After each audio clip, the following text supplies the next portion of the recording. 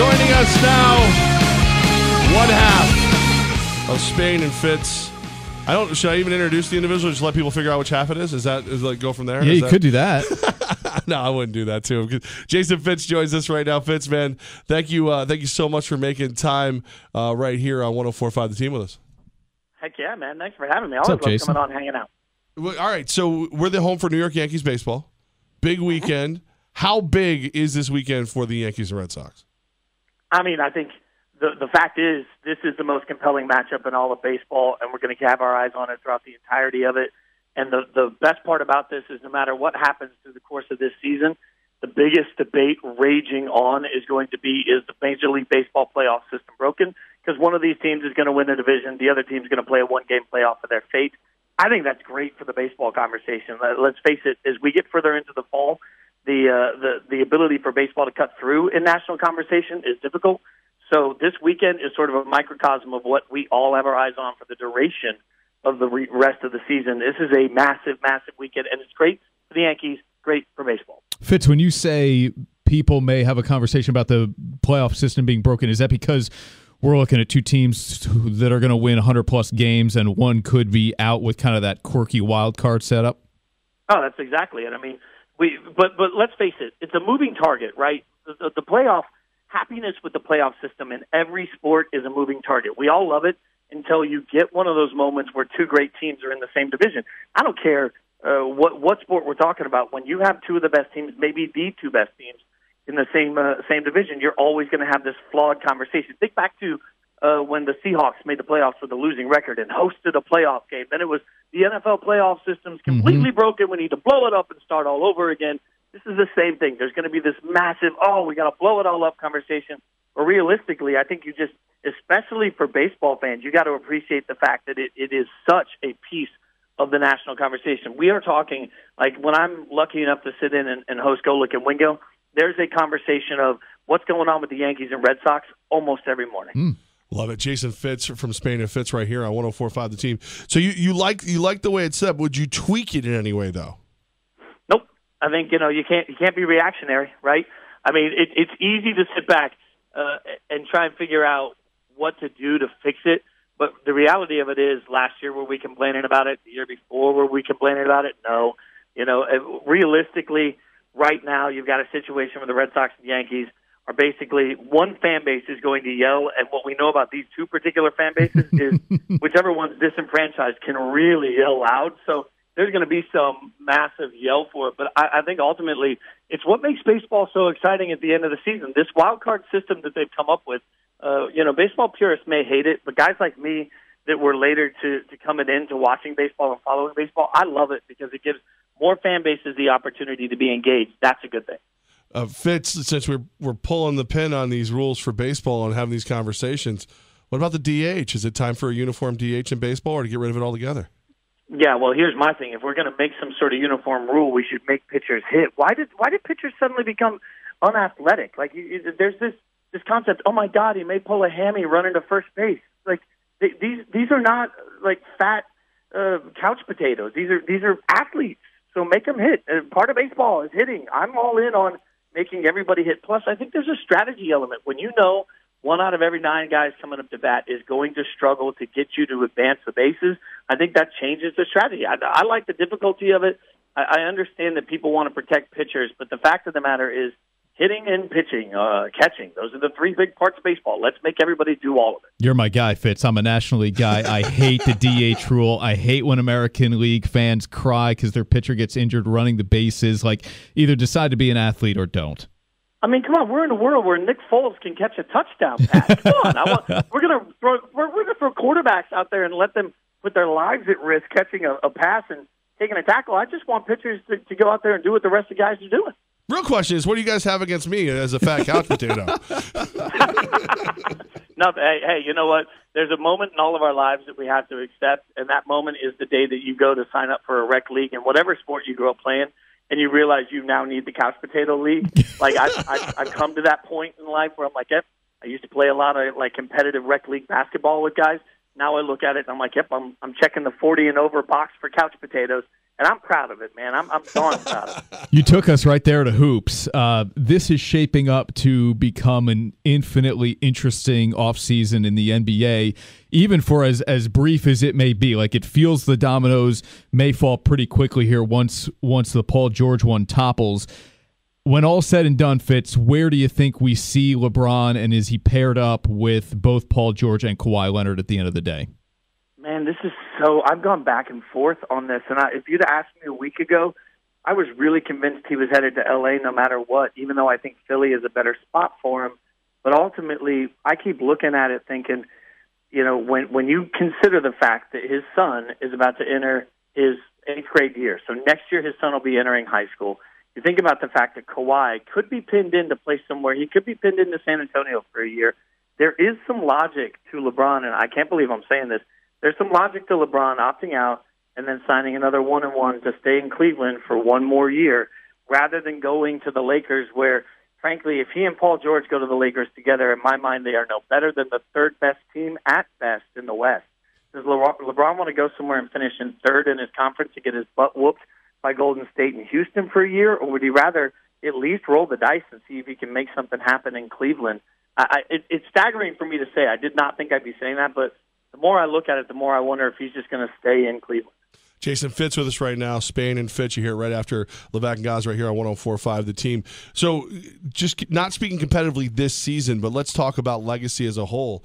The Lakers aren't the place for him. Where would be the best legacy location for LeBron James? You know, that's an interesting question because we've even said on the show over the last couple of days, let's face it, if he goes to L.A. and to play for the Lakers, not the Clippers, but the Lakers, and he wins 2 or 3 championships in a row, somehow magically, the conversation won't be, this is the best Lakers team of all time. The conversation will be, is this the best Lakers team?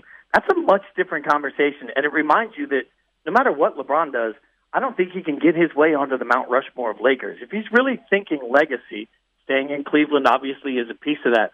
Other than that, he's got to go somewhere that is starved for a championship. That's why the 76ers, again, he goes to Philly, wins a title.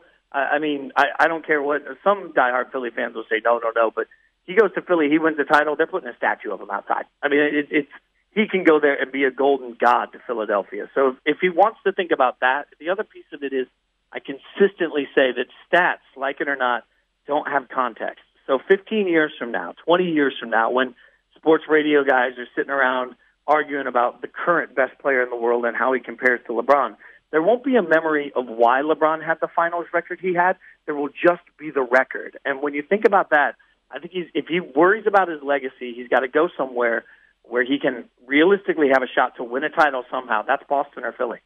You fit so close to the right answer. The answer was the Knicks. It was always the Knicks. Sure. You know, I mean, he could go to the Knicks. But, you know, this is an interesting question because we've had the debate before in our pre-show conversation. If you are not you know, my age, if you're not 40, if you're 22 right now, if you're 23 years old, and you grew up a Knicks fan, what's the legacy? A team that stinks year in and year out. Like, we constantly want to look at the Knicks and say this is a historic franchise that, you know, people want to play for because of the lore of being a Knick. I don't know that the young generation has that. You know, you guys know I grew up a Raiders fan, and my dad always talks about the lore of the 70s Raiders. That doesn't exist to players anymore. What players think of now with the Raiders is a team that's had 5 good years in the last 25. And when you think about what the Knicks have become, this is sad, and it's terrible to say, but the Knicks have become sort of an afterthought of a basketball franchise to a new generation. And that I don't know that you can convince a player to go there to try and turn that around. Fitz, we're taking you all over the map, and then I got a couple of weird things to end on, just to make it awkward before we hang up with you. I love that. He's not wearing pants, Fitz.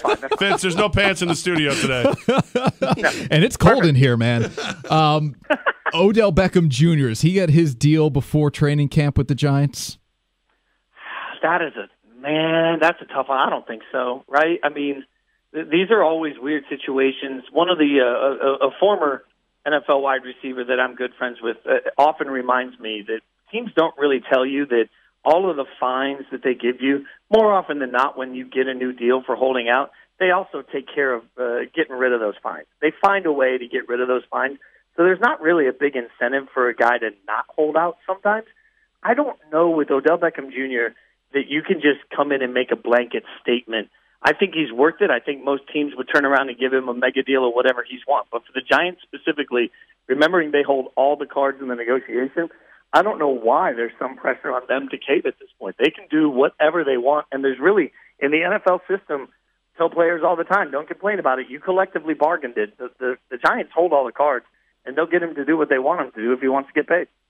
All right, I am somewhat of a recent country music fan. I'd say like within the last handful of years. So the true country music roots people don't really recognize me as such because of how the genre has shifted so much. But we had Keith Urban performing at SPAC, Saratoga Performing Arts Center last night. We always have like Aldine and Rascal Flatts and Luke Bryan. They come up here as well. Who puts on the best show in country music?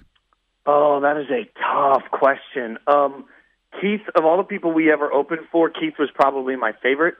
And, his band is one of the best you'll ever see for anybody on the road. I just saw Flats a couple of weeks ago in Hartford, and it was the best show I've seen them put on in years. It was better than the show when we were on tour with them.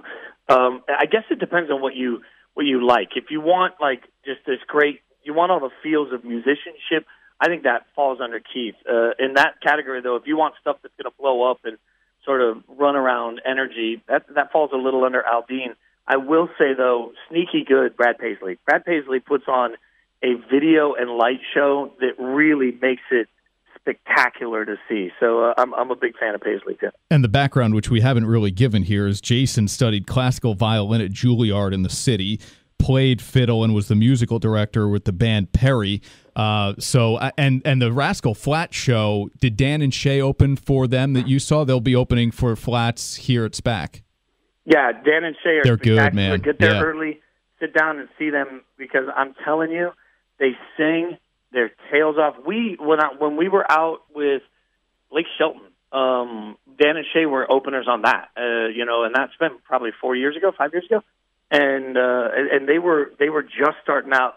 And we would watch him every night and think, man, his voice is never going to hold up, because he's out there just crushing. And the fact is, not only has it held up, it's even better now. So really stunned. Their new record is really good. If you're into new country, I think Dan and Shay is absolutely, they're probably the best opener you're going to see on any of the tours this year. All right, and take me inside the DVR or like the watch list on Netflix. What are you watching that everybody else should be jumping on?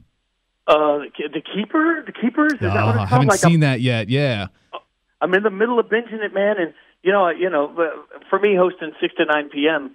and then a lot of nights I do SportsCenter on Snapchat afterwards. So like I'll get back to my place at like 1:30 or 2 in the morning, and I'm too amped to go to sleep. So I'll say, okay, I'm going to watch one episode, and I did that last week. And before you know it, like the sun is up, and I'm 3 episodes in, and I'm like, oh my god, I got to go to bed. So backstory is I'm all in on the Keepers. A nun that went missing or was killed, right? Fitz? Right, a nun that was killed, but then, who did it and why. Yeah, all I've heard sorts it's good. of cover-up stuff on it. Oh, so good. See, you guys are too serious. I blew a whole day on Cobra Kai on the YouTube channel.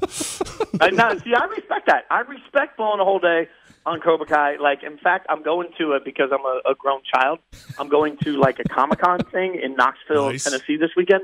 And, the Cobra Kai guy is going to be there. Ooh. And, like, taking pictures and autographs and everything. I might have to go up and be like, what's up? I'm all in on that. Love it. Jason Fitz, Spain and Fitz, you're right after us today, man. We appreciate you getting a little early and talking some sports with us, man. Man, I always appreciate having me on, guys. Appreciate it. Have a great show. Thanks you so Fitz. much, You too, Fitz, man. right there. Great guy. Yeah, Cobra Kai, you got to watch it. They're like 30 minutes each. You said that. I had no idea what you're talking about. It's, okay, Karate Kid. Yeah. The original, not Will Smith's kid. Right. So it's the future, like how life has changed for both Daniel San and what's his face there who was mean to him. Wow. And it gives you the opposite view of everything. Okay. So it was one of those things, like, I got the kegerator in the house. Yeah. I sat down. I was like, I'll watch one or two. Yep. Next thing you know, I've had way too many of the kegerator, and I'm done with Cobra Kai. Watch the entire thing. Love it.